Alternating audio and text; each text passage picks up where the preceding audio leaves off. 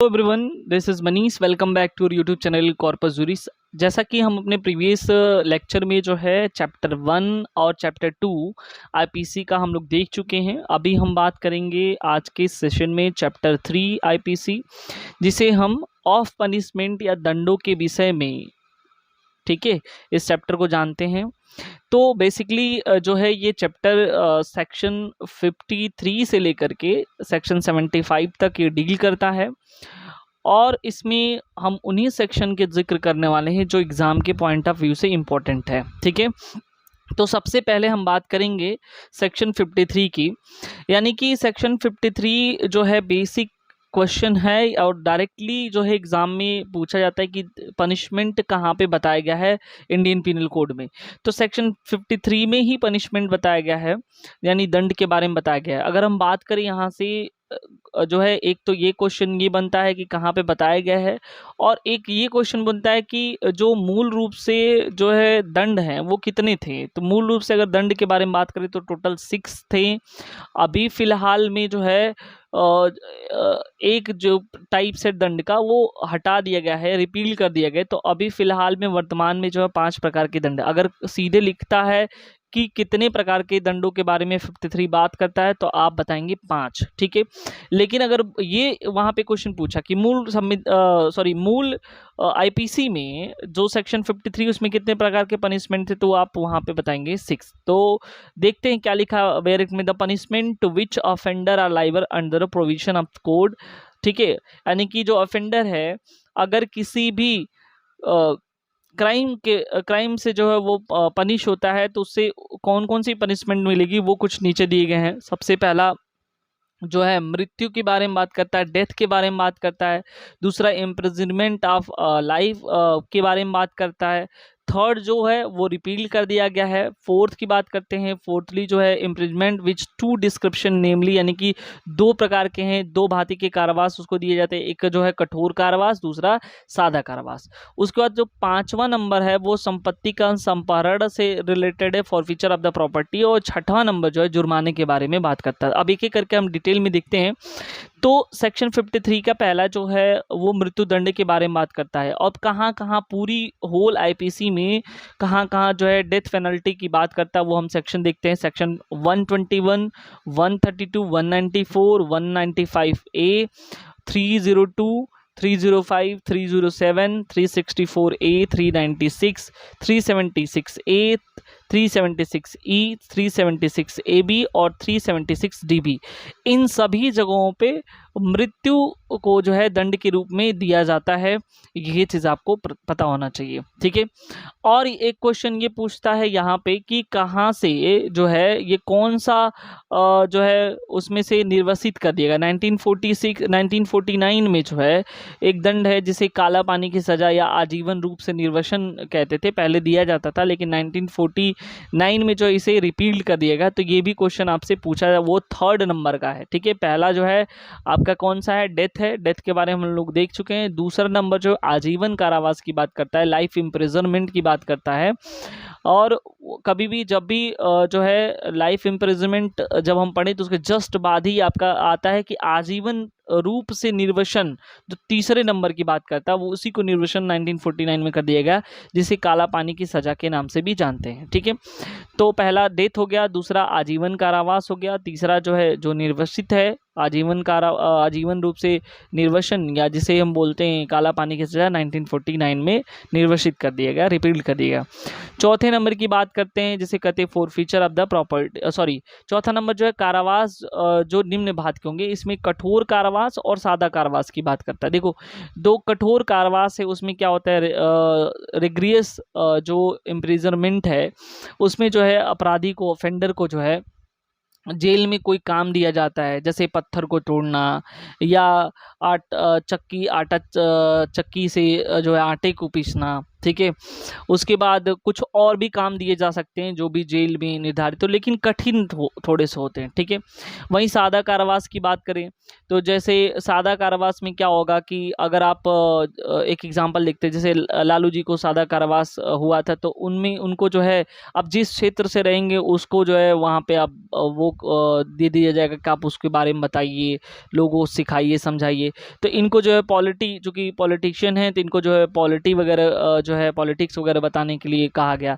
तो अगर कोई टीचर है, अगर ऐसे किसी केस में जो उसको जो है सादा कारावास होता है, ठीक है, तो उसको क्या लोगों को समझाना, लोगों को बताना, मतलब उसके हिसाब से। अब बाबा राम रहीम थे, उनको जो है हुआ था सादा कारावास, तो उनको जो है फूलों में पानी देने के लिए वो किया गया, ठीक है।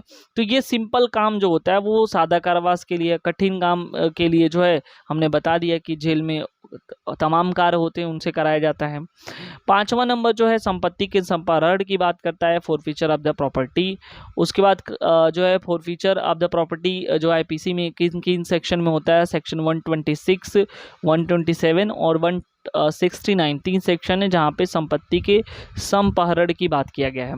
वहीं हम 6 नंबर की बात करते हैं तो छठा जो है वो जुर्माने की बात करता है। अब हम जिक्र कर लेते हैं कि पूरी आईपीसी में जुर्माना कहाँ कहाँ जो है प्रावधान यहाँ पे 137, 154, 155, 156, 171 जी, 278, 283, 290, 294A, इन सभी जगहों पे जो है जुर्माने का प्रावधान किया गया है, ठीक है। अब देखो यहाँ पे इसकी नोट्स में लिखा गया कि जब भी आजीवन कारावास की बात करते हैं तो वो कारावास जीवन पर्यंत तक का कारावास होगा, ठीक है, ये याद रखना। ये चीज़ बताया गया है। गोपाल विनायक गोडसे वर्सेस स्टेट है 1961 SC 600 में बताया गया है। ये व्यक्ति के जीवन की अवधि अनिश्चित है, इसलिए आजीवन कारावास एक निश्चित अवधि का कारावास नहीं, ये बताया गया है इनके मामले में, ठीक है। सेक्शन 53A की बात करते हैं, जो निर्वसन के प्रति निर्देश का अर्थ लगाना। अब ये क्या बताता है, तो इसमें जो ये ऑलरेडी ये कह रहा है कि 1950 में जो है इस 53A को जोड़ा गया। यहाँ पे बताता है कि आजीवन कारावास का अर्थ ये होगा कि आजीवन निर्वसन का अर्थ ये होगा कि आजीवन कारावास के प्रति निर्देश, यानी कि आजीवन निर्वसन का मतलब यहाँ पे लगाया जाएगा आजीवन कारावास से। बस इतना ही हमको ध्यान देना है। सेक्शन 54 की बात कर लेते हैं। वहाँ पे लिखा है मृत्यु दंडादेश का लघुकरण, commutation of sentence of death. अब ये देखो कॉम्यूटेशन जो है हर मामले में जो मृत्यु दंडादेश होता है उसमें जो भी दंड का जो अपराधी होता है उसके सम्मति के बिना जो समुचित सरकार है, एप्रोप्रिएट जो गवर्नमेंट है उसके द्वारा जो है ये लघुकृत किया जा सकता है। जैसे यहाँ पे अगर स्टेट की बात करते हैं तो वहाँ पे राज्यपाल जो है उसकी जो भी परिस्थिति वगैरह देख करके जो है उसको लघुकरण कर सकता है। और उसके बाद जो है अगर सेंट्रल गवर्नमेंट की बात करें तो वहाँ पे प्रेसिडेंट जो है उसको उसकी जो सज़ा है उसको कम्यूट कर सकता है, लघुकरण कर सकता है। तो एप्रोप्रिएट गवर्नमेंट का यहाँ पे अर्थ वो लगाया जाएगा जहाँ पे केंद्र और राज्य सरकार दोनों की बात करता है। तो हम लोगों ने देखा कि जो है ये राज्य में राज्यपाल और केंद्र में जो है राष्ट्रपति जो है ऐसी सज़ा का लघुकरण कर सकता है। सेक्शन जो है ये हमने 54 देख लिया है। 55 की बात कर दी है। जितने भी हैं सब प्री के पॉइंट ऑफ व्यू से इंपॉर्टेंट है, यहाँ से क्वेश्चन बना हुआ है। अगर आप देखें तो प्रीवियस ईयर के क्वेश्चन तो वहाँ से आपको जो है समझ में आ जाएगा। आजीवन कारावास के दंडादेश का लघुकरण। अगर मान लीजिए किसी को आजीवन कारावास हो गया है तो उसका अगर दंड मिला हो तो उसका कैसे कॉम्पिटिशन होगा इसके बारे में बता रहा है। तो ये जो है ये भी समुचित सरकार ही ऐसा कर सकती है। उसकी अवधि के लिए जो है 14 वर्ष से अधिक ना हो उनमें से किसी बात की कारावास के लघुकृत कर सकेगी। ये इंपॉर्टेंट है कि अगर मान लो किसी व्यक्ति को आजीवन कारावास मिला है, ठीक है, तो वो जो है मैक्सिमम मतलब 14 ईयर्स तक कर सकती है। 14 ईयर्स से कम जितना, जैसे 5 साल, 3 साल, 2 साल, 10 साल, 12 साल, यानी कि 14 ईयर्स से कम का ही वो लघुकरण करेगी। ये नहीं कि 15 साल का लघुकरण कर दी, ये नहीं कि 18 साल का लघुकरण कर दी, ठीक है। तो यहाँ हम देखें कि 55 में यदि किसी व्यक्ति को आजीवन कारावास का दंडादेश जो है न्यायालय द्वारा दिया गया है तो समुचित सरकार क्या करेगी, उनके जो आजीवन कारावास का दंड दिया गया उसको लघुकरण कर सकती है। लेकिन ऐसा लघुकरण करण जो है 14 वर्ष से अधिक का नहीं होना चाहिए। ये पॉइंट इंपॉर्टेंट है, 14 years, not more than 14 years, ये आपका याद होना चाहिए। ठीक है, 55A की बात कर लेता हूँ। ये समुचित सरकार जो बताता है जो है जिसको बोलते हैं एप्रोप्रिएट गवर्नमेंट, डेफिनेशन यहाँ पे दिया गया है। और समुचित सरकार की अगर बात करें सीआरपीसी में तो 432 का क्लास 7 में भी समुचित सरकार की बात करता है। वहीं अगर जो है देखते हैं कि समुचित सरकार में कौन कौन आता है। अभी हम पहले ही बता दिए कि जो है राज्य का राज्यपाल, और उसके बाद जो है यहाँ पे केंद्र सरकार भी आएगा। तो यहाँ पे जो केंद्र सरकार में राष्ट्रपति की बात करते हैं तो राज्य और केंद्र दोनों मिलाकर के समुचित सरकार बनाते हैं, अप्रोप्रिएट गवर्नमेंट। तो यहाँ पे जो समुचित सरकार की बात किया गया है, तो अभी बार बार जिक्र कर रहा है कि जो है दंडादेश का लघुकरण करना, तो वहाँ पे समुचित सरकार, तो समुचित सरकार में राज्य का राज्यपाल और केंद्र में जो राष्ट्रपति है वही जो है दंडादेश की लघुकरण कर सकते हैं। जैसे अगर हम बात करें जो है आर्टिकल कॉन्स्टिट्यूशन का आर्टिकल 72 के तहत जो है राष्ट्रपति को ये पावर दिया गया है। वहीं जो है आर्टिकल 161 में राज्यपाल को पावर दिया गया कि मृत्यु दंड को क्षमा कर सकता है। ठीक है, तो यहाँ पे बेसिकली याद करना है कि अप्रोप्रिएट गवर्नमेंट का मतलब होता है जो है राज्य और केंद्र। इसकी डेफिनेशन को भी देख लेते हैं। सेक्शन 53A का क्लॉज ए कहता है उन मामलों में केंद्रीय सरकार अभिप्रेत है जिनमें दंडादेश मृत्यु का दंडादेश है। ठीक है, अगर मान लो कि जो है डेथ सेंटेंस दिया गया है, ठीक है, ऐसे विषय जिसे पर संघ की कार्यपालिका शक्ति का विस्तार है, ठीक है, executive power of the union extend जहां तक करता है, तो संबंधित किसी विधि के अपराध के लिए वो ऐसा कर सकती है, यानी राष्ट्रपति ऐसा दे सकता है। वो वही चीज जो है राज्य के मामलों में राज्यपाल को दिया गया है। ठीक है, सेक्शन 56 की अगर हम जिक्र करें तो सेक्शन 56 रिपील कर दिया गया है, और सेक्शन 56 रिपील हो गया है जो है, तो सेक्शन 56 की बात करते हैं। तो सेक्शन 56 को 1949 में जो से निर्वासित कर दिया गया, रिपील कर दिया गया है। इसको हमको पढ़ना नहीं है, बस ये एक चीज़ याद रखना कि कौन कौन से यहाँ पे सेक्शन रिपील कर दिए गए। जैसे सेक्शन 56 रिपील कर दिया गया है, 61 और 62 रिपील कर दिया गया है। तो कुछ सेक्शन है जो रिपील कर दिए गए हैं। ठीक है, तो अब हम बात करते हैं 57 की, जो बात करता है fraction of terms of punishment की, यानी कि दंडाविधियों की भिन्न। क्या है, दंडाविधियों के भिन्नों की गणना करने पर आजीवन कारावास को 20 वर्षों की कारावास के तुल्य गिना जाएगा। मोस्ट इंपॉर्टेंट है, आजीवन कारावास का जब भी जो है कैलकुलेट किया जाता है फ्रैक्शन टर्म में, तो वो नॉट मोर देन 20 ईयर्स, यानी कि 20 वर्ष के कारावास के लिए जो है केवल 20 वर्ष। ठीक है, जो है ये याद रखना, क्वेश्चन पूछा जाता है 20 वर्षों की कारावास के तुल्य ही जो है कैलकुलेट किया जाएगा, ये याद रखना। Red with IPC section 116 and 511, ये भी याद रखना। अब देखो यहाँ पे 58 और 59 दोनों जो है 1955 में जो है इसको निर्वासित कर दिया गया, तो ये भी आपको जो है याद रखना है। उसके बाद जो है 60 की बात कर लेते हैं, धारा 60 जो बात करता है सेंटेंस में be in certain case of imprisonment Holi और पार्सली रिग्रियस और सिंपल, यानी कि कोई भी दंडादिष्ट कारावास जो है, यदि मान लीजिए कि संपूर्ण कारावास या उसके कोई भाग कठिन या सादा हो सके। अब यहाँ पे कठिन कारावास और सादा कारावास की बात कर रहा है, तो कोई भी जैसे हर मामले में जिसमें अपराधी दोनों में से किसी, चाहे वो सादा कारावास या जो है संपूर्ण कारावास कठिन होगा या तो सादा होगा। ये कहने का मतलब जब भी दंड दिया जाएगा तो ये दिया जाएगा, या उसका कुछ भाग ही कठिन या सादा हो सकता है, तो इसके बारे में सेक्शन 60 जो है बताता है। सेक्शन 61 और 62 जो है ऑलरेडी रिपील हो चुके हैं 1921 में, तो इसको हमको पढ़ना नहीं है। तो अब तक रिपील के प्रावधान 56, 58, 59, 61, 62, ये जो है टोटल 5 रिपील्ड यहाँ पे सेक्शन हम लोग देखे हैं। सेक्शन 63 की बात करते हैं, जो जुर्माने की रकम जिसको बोलते हैं अमाउंट ऑफ फाइन की बात करता है। अब ये जुर्माना क्या होगा, तो कह रहे हैं कि जहाँ की वह राशि अभिव्यक्त नहीं की गई है, सपोज कर लो कि जुर्माने की रकम अभिव्यक्त नहीं की गई कहीं पे, जो जितनी जुर्माना हो सकता है वहाँ अपराधी जिस रकम की जुर्माने का दायी है वो अमर्यादित किंतु अत्यधिक नहीं होगा। ये इंपॉर्टेंट है। कहने का मतलब है जुर्माना जब भी कहीं पे मेंशन नहीं है तो न्यायालय क्या करेगा, जुर्माने को अगर उसको लगाता है, जुर्माना लगाता है, जुर्माने का दंड देता है, तो क्राइम ऑफ नेचर को देख करके ही करेगा, लगाएगा। लेकिन ऐसा जुर्माना जो है कह रहा है कि अनलिमिटेड हो सकता है लेकिन एक्सेसिव नहीं हो सकता। ये पॉइंट इंपॉर्टेंट है। आपको जो है जब भी क्वेश्चन एग्जाम में आता है तो सीधे जो है यहीं से उठा के रख देता है। अब जो है मिल जाएगा जुर्माने की रकम क्या होगी, अमर्यादित होगी, फिर दूसरे में अत्यधिक नहीं होगा, अमर्यादित होगी, अत्यधिक नहीं होगा, फिर अमर्यादित नहीं है, अत्यधिक भी नहीं है। तो अब वहाँ पे बच्चे कंफ्यूज जाते हैं। तो यही पॉइंट याद रखना है कि वो जो है अनलिमिटेड तो होगा लेकिन एक्सेसिव नहीं होगा। ये पॉइंट आपके दिमाग में होना चाहिए।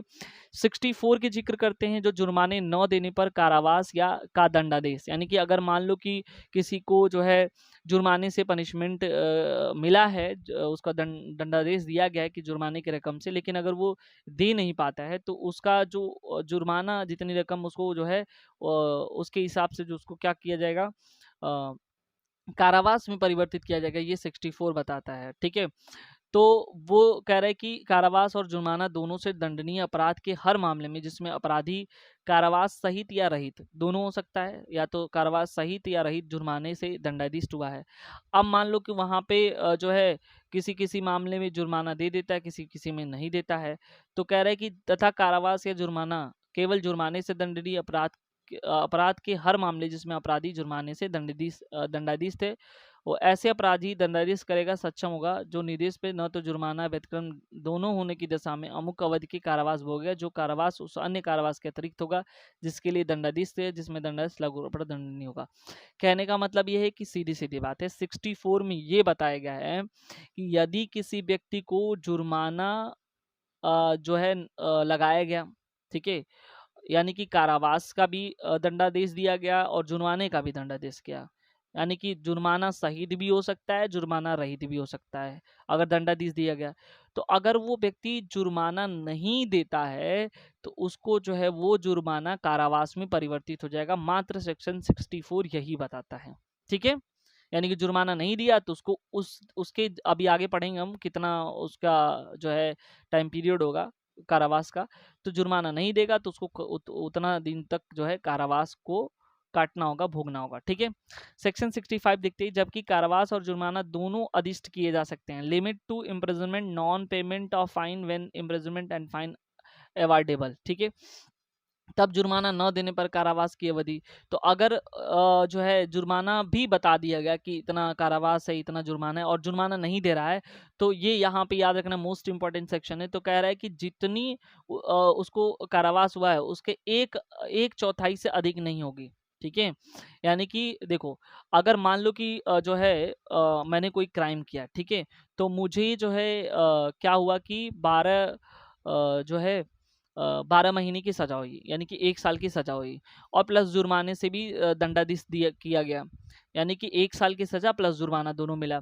लेकिन मान लो कि हमने जो है मैं सजा काट रहा हूँ लेकिन मेरे पास पैसे नहीं है, मैं जुर्माना नहीं दे सकता हूँ।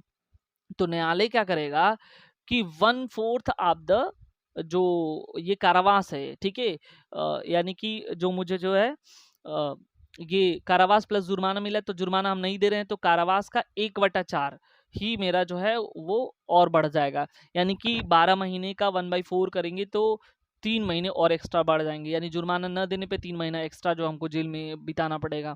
यानी कि अब मुझे जो टोटल कारावास होगा वो 15 महीने का होगा। तो 12 महीने का वो तो कारावास था ही, लेकिन जो 3 महीने का था जुर्माने के परिप्रेक्ष्य में हुआ है। ठीक है, तो वही ये सेक्शन 65 कहता है कि जो है क्या होगा कि यदि कोई व्यक्ति जुर्माना नहीं देता है तो जो भी कारावास होगा उसका 1/4 ही उसको जो है लगाया जाएगा, उससे ज्यादा नहीं होगा।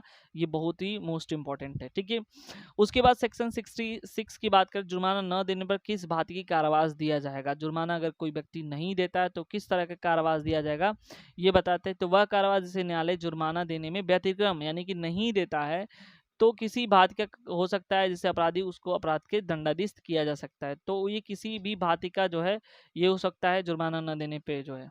ठीक है, 67 की बात करते हैं, जुर्माना न देने पर कारावास, जबकि अपराध केवल जुर्माने से दंडनीय हो। मान लो केवल जुर्माने से दंडनीय हो और वो जुर्माना ही नहीं दे रहा है तो उसको जो है कैसी सजा होगी, किस तरह का कारावास होगा, ये बताता है सेक्शन 67। यहाँ पे मोस्ट इंपॉर्टेंट है। तो कह रहे हैं कि अगर जुर्माना अप टू 50 रुपीज़ है, यानी कि 50 रुपए तक का जुर्माना है, तो उसे मैक्सिमम 2 साल की 2 महीने की जो है उसको कारावास भोगना पड़ेगा। ठीक है, अगर 50 रुपए तक का जुर्माना है और जुर्माना नहीं पेड कर रहा है, उसको 2 महीने की सजा होगी। और 50 रुपए से ऊपर लेकिन 100 रुपए से कम, यानी कि 51 टू 100 रुपीज़ तक का अगर उसको जो है जुर्माना लगा है और वो नहीं देता है, तो उसको जो है मैक्सिमम 4 महीने की सजा काटनी पड़ेगी। और अगर वो 100 रुपए से ज़्यादा का जुर्माना है, ठीक है, 100 रुपए से ज़्यादा का जुर्माना है, तो उसको जो है मैक्सिमम 6 महीने की सजा काटनी पड़ेगी। मोस्ट इंपॉर्टेंट है, फिर से मैं एक बार रिकॉल कराता हूँ। सेक्शन 67 ये बताता है कि केवल अगर कोई अपराध जुर्माने से ही दंडनीय है और वो जुर्माना नहीं दे रहा है, तो उसको कितना कारावास होगा ये बताता है 67। तो कह रहा है कि यदि 50 रुपए तक का जुर्माना है, कोई अपराध ऐसा है जिसमें 50 रुपए का जुर्माना और व्यक्ति दे ही नहीं रहा है। वैसे तो आज के ज़माने में 50 रुपए कोई बहुत बड़ी बात नहीं है, लेकिन सपोज़ कर लो अगर 50 रुपए का जुर्माना नहीं दे रहा है, तो वो मैक्सिमम 2 महीने की सज़ा होगी। यदि 50 रुपए से ज़्यादा और 100 रुपए से कम तक, यानी कि इसके बीच में हो, तो वो उसको 4 महीने की सज़ा होगी। यदि 100 रुपए से ज़्यादा की जो है जुर्माना हो, तो ऐसे व्यक्ति को 6 महीने की सज़ा होगी, 6 महीने से ज़्यादा नहीं होगा। यही सेक्शन जो है 67 बताता है। 68 की बात कर लेते हैं। जुर्माना देने पर कारावास का पर्यवसान हो जाएगा, यानी कि imprisonment to terminate on payment of fine. कह रहा है कि मान लो कि जुर्माना देने पर व्यतिक्रम होने की दशा के लिए अधिरोपित कारावास परिवेशित हो जाएगा जब वह जुर्माना या तो चुका दिया या विधि की प्रक्रिया हुई। यानी कह रहा है कि यदि देखो सेक्शन जो 68 उसमें कह रहा है कि अगर व्यक्ति जुर्माना दे दिया, ठीक है, तो कारावास उसको नहीं भोगना पड़ेगा, यानी कारावास उसको नहीं होगा। या न्यायालय जो है उससे वसूल लिया किसी तरह से, तब भी उसको कारावास नहीं होगा। तो ये सेक्शन 68 बताता है कि जुर्माना यदि दे दिया उस ऑफेंडर ने न्यायालय को, नहीं दिया तो न्यायालय किसी तरह से वसूल लिया, तो उसको जो है कारावास नहीं होगा, ये बताता है। 69 की बात कर ले, जुर्माने के अनुपातिक भाग के दे दिए जाने की दशा में कारावास का पर्यवसान। यानी कि मान लो कि यदि अब वो क्या किया कि सपोज कर लो कि उसको जो है मान लो कि 50 रुपए का जो है जुर्माना लगा था और वो जो है नहीं दे पाया, ठीक है, तो उसको 2 महीने की सजा हुई। लेकिन मान लो कि 1 महीना वह जैसे ही बिता दिया, ठीक है, 1 महीने जैसे ही वो सजा काटा, उसके पास पैसे आ गए, वो पैसा दे दिया, ठीक है। तो कह रहा है कि उसका जो जो भिन्न अनुपातिक होगा ना, अब मान लो कि 1 महीने काट ही लिया है, तो उसका 25 ही रुपया ना बचा, तो 25 रुपया जैसे देगा तो फिर उसका वो टर्मिनेट हो जाएगा, वहां से उसको जो है छोड़ दिया जाएगा, उसका पर्यवसान हो जाएगा, ठीक है। फिर से समझ लो कि यानी कि कह रहा है कि मान लो कि उसको जो है जुर्माना देने पर जो है जो उसका जो जो बचा है कारावास, उसका पर्यवसान हो जाएगा, यानी कि टर्मिनेट हो जाएगा। तो हमने कहा एग्जाम्पल कि मान लो उसको 50 रुपए का न्यायालय ने जो है जुर्माना लगाया, अब 50 रुपए के जुर्माने नहीं दे पाया वो, तो उसको जो 2 महीने का हमने बताया मैक्सिमम सेक्शन 67 के तहत जो है उसको कारावास होगा। लेकिन जैसे 1 महीना वो कारावास अपना भोग लिया, यानी कि कर लिया, तो उसको बाद उसके पास पैसे आ गए, तो कितना देगा, उसके फ्रैक्शन के हिसाब से 25 रुपया दे दिया, 25 रुपये को उसके बाद वो छूट गया। यही बताता है सेक्शन जो है 68, ठीक है। सेक्शन 69 की बात करते हैं। जुर्माने का अनुपातिक भाग देने पर, हाँ सॉरी, सेक्शन 69 था ये, कि उसका अनुपातिक भाग देने पर जो है वो छूट जाएगा, ठीक है, यानी कि ये वाला था। एक दृष्टांत इलस्ट्रेशन देख लेते। क एक 100 रुपए का जुर्माना उसके देने की व्यतिक्रम होने की दशा में, यानी कि क एक यानी ए है कोई, और 100 रुपये का उसको जुर्माना लगा था, अब नहीं दे पाया, तो 4 महीने का उसको जो है कारावास हो गया, इम्प्रिजनमेंट हो गया। यदि कारावास के 1 मास, अब 1 महीना बीत गया, ठीक है, तो हर 1 महीने का 100 रुपये के 4 महीने के हिसाब से 100 रुपये का क्या हुआ, 25 का 100, तो 25 रुपया ना। अब क्या कि 1 महीने बीत गया और वो कितना पैसा दे दिया, मतलब कितना देगा कि वो छूट जाएगा, तो 75 रुपीज़ देगा ना। तो वही लिखा यहाँ पे 75 रुपये चुका दिया और उदग्रीव, तो वहाँ पे जो है उसका जो है उसको टर्मिनेट कर दिएगा, ठीक है। अब उसके बाद हम बात करते हैं सेक्शन 70 की, यानी धारा 70 की।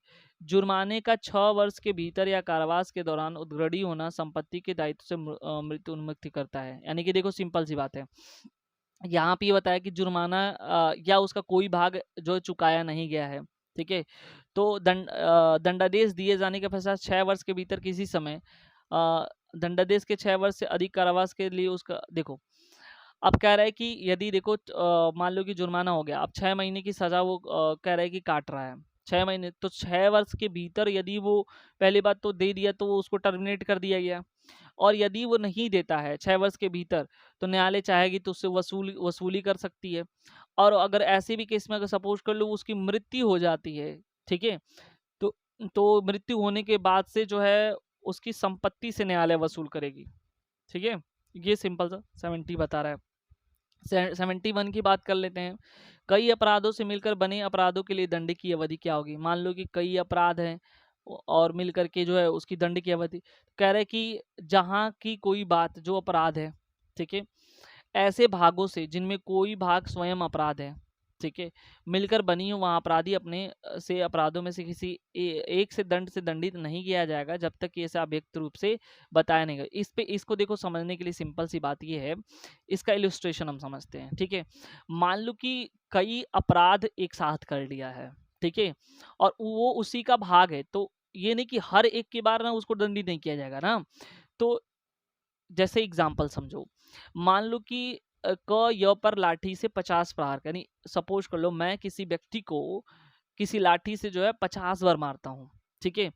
तो संपूर्ण मारपीट के दौरान जो है जो हमने उसको मारा है तो हमको मान लो कि अगर एक मारपीट का 3 साल की सजा है सपोज कर लो, तो हम अगर मान लें कि हम 50 बार मारेंगे उसको, तो 50 एक बार मारेंगे तब भी 3 साल की, 50 बार मारेंगे तब भी 3 साल की।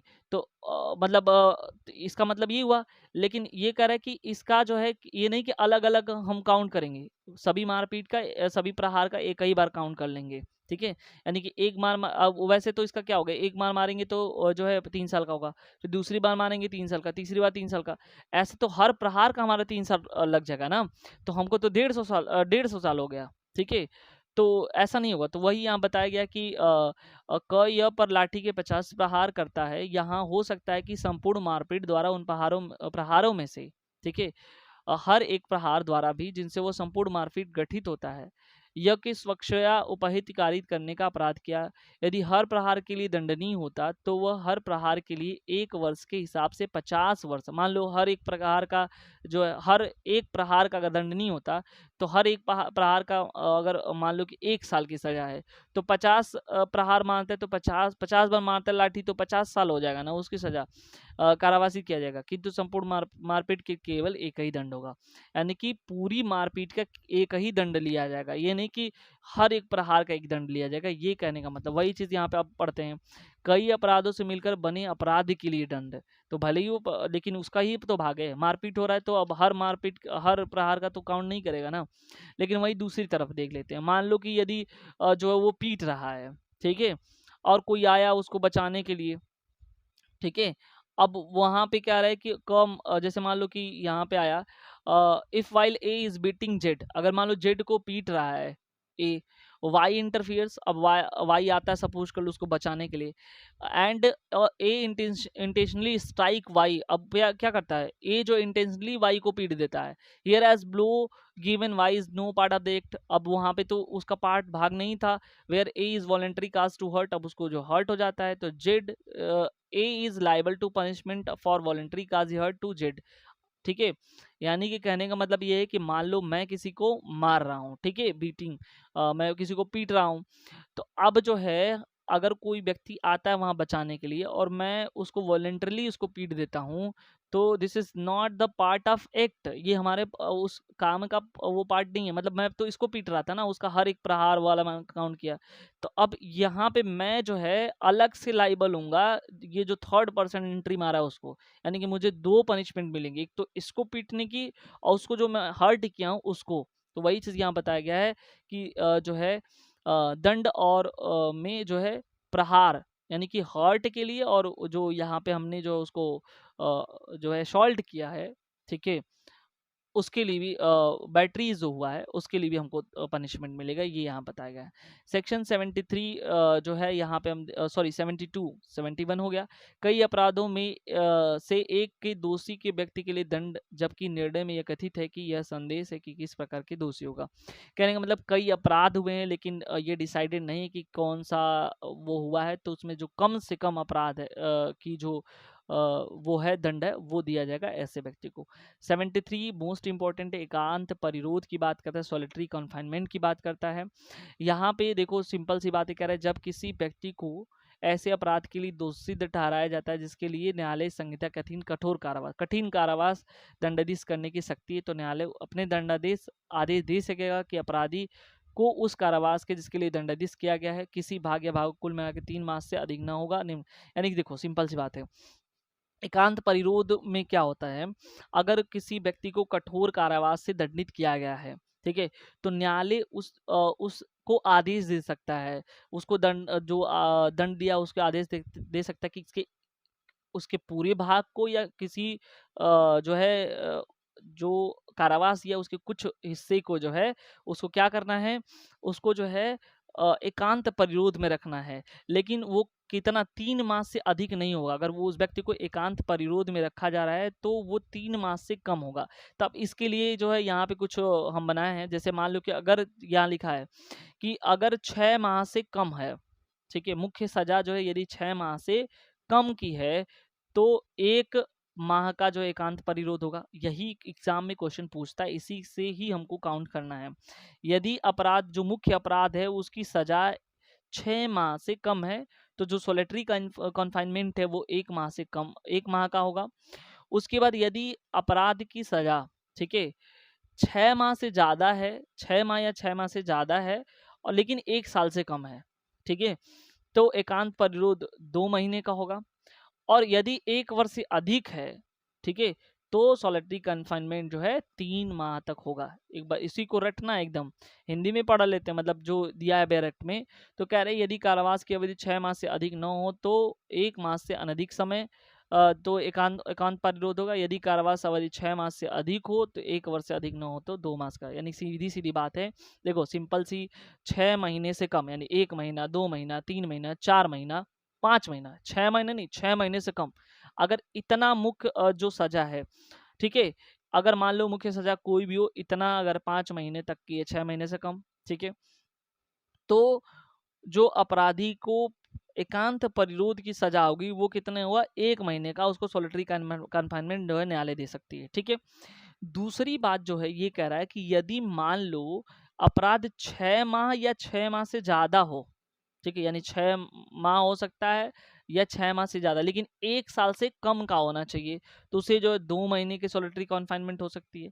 लेकिन कह रहा है कि अगर 1 साल से ज़्यादा की जो है उसकी मुख्य अपराध हो तो वो कह रहा है कि 3 माह से उसको कम की 3 माह तक की जो है सॉलिटरी कन्फाइनमेंट होगी, ये बता रहा है। इसको आत्ममंथन, आत्मग्लानि, आत्मचिंतन का सिद्धांत कहते हैं। सेक्शन 73 और 74 जब भी आता है तो इसको ये लगा देंगे। 74 की बात करें, एकांत परिरोध की अवधि क्या होगी, ये इंपॉर्टेंट है। तो कह रहे कि एक बार में 14 दिन से अधिक नहीं होना चाहिए, ठीक है, जो सॉलिटरी कन्फाइनमेंट है एक बार में 14 दिन से अवधि तक नहीं होना चाहिए, यह है। उसके बाद हर एक कालावधियों के बीच जो अन्यून अंतराल होंगे, जबकि दिया गया कारावास 3 मास से अधिक हो तब दिए गए संपूर्ण कारावास किसी 1 मास के एकांत परिरोध से 7 दिन से अधिक नहीं होगा, ठीक है। यानी कह रहे हैं कि अगर मान लो कि कोई जो है 3 मास तक का कारावास है, ठीक है, अब 3 मास तक का कारावास है तो कह रहे हैं कि संपूर्ण कारावास का किसी 1 मास के किसी भी 1 मास के जो है एकांत परिरोध 7 दिन से अधिक नहीं होगा, ये बता रहा है सेक्शन 74, ठीक है। 75 की बात कर लेते हैं। पूर्व दोष सिद्धि के पश्चात जो है अध्याय 12 अध्याय 17 के अधीन कतिपय अपराधों के लिए वर्धित दंड, तो ये जो है यहाँ पे ये बता रहा है। वैसे तो ये 1951 के द्वारा जो कुछ इसके पार्ट जो निश्चित किए गए, लेकिन ये बता रहा आजीवन कारावास या दोनों भांति के यदि कारावास उसमें है तो 10 वर्ष तक की जो है उसको सजा से दंडनीय होगा, ये बता रहा है अगर पूर्व दोष सिद्धि हुआ है तो, ठीक है। आई होप ये चीजें आपको समझ में आओगा। यहाँ पे थोड़ा सा शॉर्ट नोट देख लेते हैं। दोष सिद्धि ठहराए जाने के पश्चात का अर्थ कि दंडादेश प्रवर्तन में आ गया होना चाहिए। यदि किसी मामले में पूर्व दोष सिद्धि उच्चतर न्यायालय द्वारा निरस्त की जा चुकी है तो वह उक्त शब्दों के अंतर्गत नहीं आती। दिलीप कुमार शर्मा वर्सेस स्टेट के मामले में ये बताया गया। तो यहाँ पे अगर हम देखें जो हमारे लिए इंपॉर्टेंट सेक्शन है, अगर प्री के पॉइंट ऑफ व्यू से देखें तो हमको पढ़ना क्या है, 53 पढ़ना है, मोस्ट इंपॉर्टेंट है, ठीक है। उसके बाद 53 के बाद सीधे हमको पढ़ना है जो है 54 में बस ये कौन लघुकरण कर सकता है, 55 इंपॉर्टेंट है। उसके बाद जो 55 के बाद जो है 57 इम्पॉर्टेंट है। उसके बाद जो है 57 के बाद हमारा इम्पोर्टेंट है 65 इम्पोर्टेंट है। 67 मोस्ट इम्पॉर्टेंट है। उसके बाद जो है 670 इम्पॉर्टेंट है। 73 मोस्ट इम्पॉर्टेंट है। और उसके बाद 74 इम्पॉर्टेंट है। तो इतने सारे सेक्शन चैप्टर 3 ऑफ आईपीसी जो दंडों के विषय में ऑफ पनिशमेंट की बात करता है, ये सारे इंपॉर्टेंट। आई होप ये वीडियोस आपको अच्छा लगा होगा। यदि अच्छा लगा है तो बेल आइकन को जरूर दबाएं, सब्सक्राइब करें, दोस्तों को शेयर करना ना भूलें। मिलते हैं नेक्स्ट वीडियो में नेक्स्ट चैप्टर के साथ। Thank you so much.